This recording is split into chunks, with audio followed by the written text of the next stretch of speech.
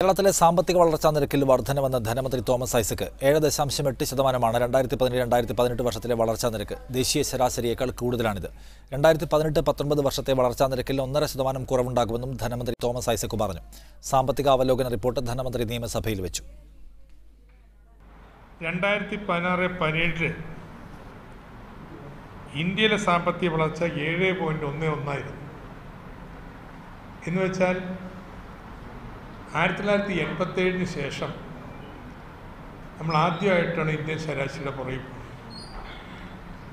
എന്നാൽ 2017-18 ദേശീയ ശരാശരി വളർച്ച 6.68.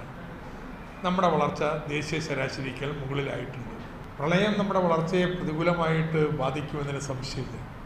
2018-19 യു ഷൈജു കൂടുതൽ വിവരങ്ങളുമായി തിരുവനന്തപുരത്ത് നിന്ന്. ഷൈജു, എന്താണ് സാമ്പത്തിക അവലോകന റിപ്പോർട്ടിലെ കണക്കുകൾ പറയുന്നത്? നിഷാദ്, സാമ്പത്തിക അവലോകന റിപ്പോർട്ട് 2 വോള്യങ്ങളാക്കിയാണ് ഇന്ന് നിയമസഭയുടെ മേശപ്പുറത്ത് ധനമന്ത്രി വെച്ചത്. ഈ സാമ്പത്തിക അവലോകന റിപ്പോർട്ടിൽ സംസ്ഥാനത്തിൻ്റെ പ്രതിശീർഷ വരുമാനം വർദ്ധിക്കുന്നു എന്ന ഒരു കണക്കാണ്. അത് പ്രധാനമായും ദേശീയ ശരാശരിയേക്കാൾ വർദ്ധിക്കുന്നു എന്ന ഒരു കണക്കാണ് ഈ സാമ്പത്തിക അവലോകന റിപ്പോർട്ടിലൂടെ അദ്ദേഹം ഇന്ന് നിയമസഭയുടെ മേശപ്പുറത്ത് വെച്ചിരിക്കുന്നത്.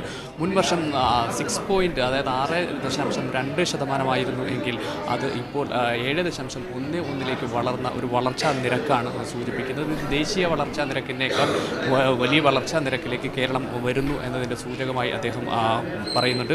അതുപോലെ തന്നെ കാർഷിക ഉൽപ്പന്നങ്ങളിൽ അത്തരം മേഖലകളിൽ ഉണർവുണ്ടായിട്ടുണ്ട് എന്നതും അദ്ദേഹം പറയുന്നു. പൊതുമേഖലാ സ്വകാര്യ ബാങ്കുകളിൽ കൂടി 4,45,401 കോടി രൂപയുടെ നിക്ഷേപം ഉണ്ടായതായും പറയുന്നു. പ്രളയവും ഓഖിയുമാണ് സംസ്ഥാനത്തിൻ്റെ സാമ്പത്തിക നിലയിലേക്ക് ഇനി വരും വർഷങ്ങളിൽ അത് ബാധിക്കും എന്ന ഒരു കാര്യവും സാമ്പത്തിക അവലോകന റിപ്പോർട്ടിൽ പറയുന്നു. പ്രവാസി നിക്ഷേപത്തിൽ വലിയ വർധനമുണ്ടായിരുന്നു, എന്നാൽ നിക്ഷേപത്തിൻ്റെ നിരക്കിൽ കുറവുണ്ടായി എന്നതും ഈ സാമ്പത്തിക അവലോകന റിപ്പോർട്ടിൽ പറയുന്നുണ്ട്. നെല്ലുൽപാദനം കൂടിയപ്പോൾ തേങ്ങയുടെ ഉൽപാദനക്ഷമത കുറയുകയും രാജ്യത്ത് 4ാം സ്ഥാനത്തേക്ക് മാറുകയും ചെയ്ത ഒരു അവസ്ഥയും സാമ്പത്തിക അവലോകന റിപ്പോർട്ടിൽ പറയുന്നു.